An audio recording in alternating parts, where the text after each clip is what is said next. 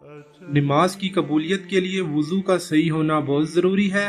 آج ہم حضرت مفتی کفایت اللہ صاحب کی کتاب تعلیم الاسلام کی روشنی میں وضو کے فرائض، سنتیں اور وضو توڑنے والی چیزوں کے بارے میں مکمل جانیں گے۔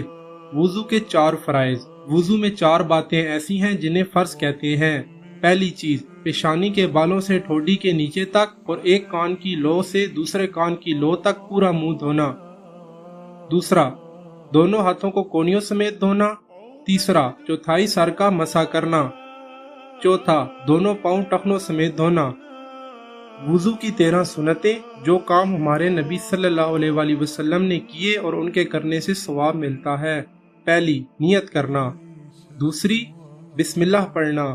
تیسری، پہلے تینوں بار دونوں ہاتھ گھٹوں کلائی تک دھونا۔ چوتھی، مسواک کرنا۔ پانچویں، 3 بار کلی کرنا۔ چھویں، 3 بار ناک میں پانی ڈالنا۔ ساتویں، داڑھی کا خلال کرنا، انگلیوں سے داڑھی کے بالوں میں پانی پہنچانا۔ آٹھویں، ہاتھ پاؤں کی انگلیوں کا خلال کرنا۔ نویں، ہر عضو حصے کو 3 بار دھونا۔ 10ویں، 1 بار تمام سر کا مسح کرنا۔ 11ویں، دونوں کانوں کا مسح کرنا۔ 12ویں، ترتیب سے وضو کرنا۔ 13ویں، پے در پہ وضو کرنا، یعنی لگاتار وضو کرنا کہ ایک حصہ خشک نہ ہونے پائے کہ دوسرا دھو لیں۔ وضو کی 5 مستحب باتیں، وہ اچھے کام جن کے کرنے سے ثواب ملتا ہے لیکن نہ کرنے سے گناہ نہیں ہوتا۔ پہلی، دائیں طرف سے شروع کرنا۔ دوسری، گردن کا مسح کرنا۔ تیسری، وضو کا کام خود کرنا، کسی دوسرے سے مدد نہ لینا۔ چوتھی، قبلے کی طرف منہ کر کے بیٹھنا۔ پانچویں، پاک اور اونچی جگہ پر بیٹھ کر وضو کرنا۔ وضو کے 4 مکروہات، وہ ناپسندیدہ کام جن سے بچنا چاہیے کیونکہ یہ وضو کے ثواب کو کم کر دیتے ہیں۔ وضو کے دوران ان 4 چیزوں سے بچنا چاہیے کیونکہ یہ مکروہ ہیں۔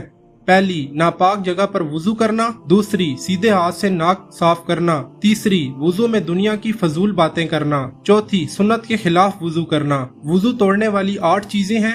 نواقض وضو، جو کام جن سے وضو ختم ہو جاتا ہے۔ پہلی، پاخانہ پیشاب کرنا یا ان راستوں سے کسی اور چیز کا نکلنا۔ دوسری، ہوا کا پیچھے سے نکلنا۔ تیسری، بدن کے کسی حصے سے خون یا پیپ کا نکل کر بہہ جانا۔ چوتھی، منہ بھر کر الٹی کرنا۔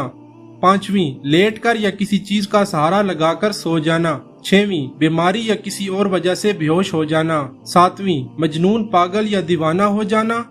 آٹھویں، نماز میں کہکا مار کر آواز سے ہنسنا۔